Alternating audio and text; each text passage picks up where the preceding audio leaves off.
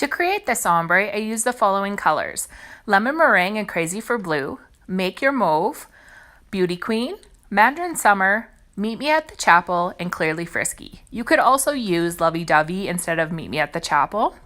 First, we start by applying a layer of Clearly Frisky to the nail stick or to your nail. Pop it under the light and let that cure for 45 to 60 seconds depending on the light you're using. Then we're going to mix our colors. To make green, I've chosen to use Crazy for Blue and Lemon Meringue, as well as Meet Me at the Chapel, to achieve the color that I'm happy with. I just basically mix until I find the color that works best for me and I'm happy with it. We're trying to create pastel colors, so the more white you use, the more those colors are going to lighten up and be more pastel in color. Because we're ombreing, I find that I like to be a little bit on the darker side, just because as it mixes, it does tend to soften the color when you put it on the nail stick. To mix my colors, I often use my dotting tool. I find it is the easiest way to get the most consistent color when you're mixing.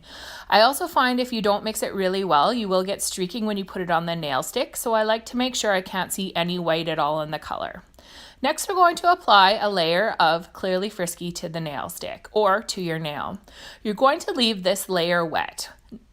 We're going to take our dotting tool and start applying our colors, starting with green, then going to blue, and then going to purple, pink, orange, yellow.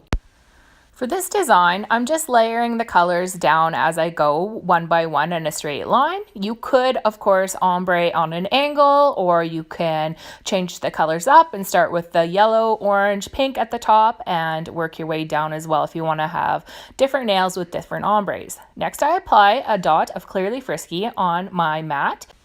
I dip the edge of my fan brush in the dot of Clearly Frisky. This just helps to decrease any brush strokes as I'm mixing the colors on the nail.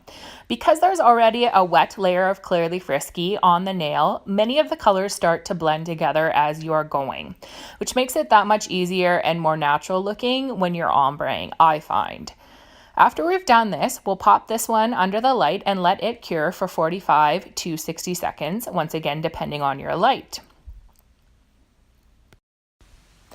Once you've completed curing that layer, I take it out of the lamp and apply another layer of Clearly Frisky, leaving this layer wet as well, as it's going to help me to blend those colors together beautifully.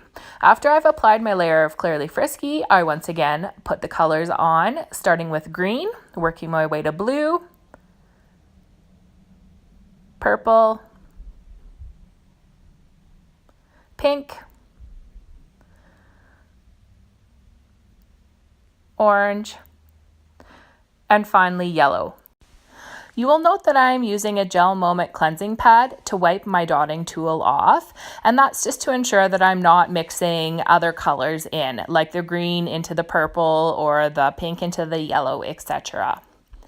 I'm now taking my fan brush and I'm blending as I go along, same as I did on the first layer, ensuring that those colors look like they are smoothly transferring into each other. Next, I take another layer of Clearly Frisky on top and it just smooths everything out.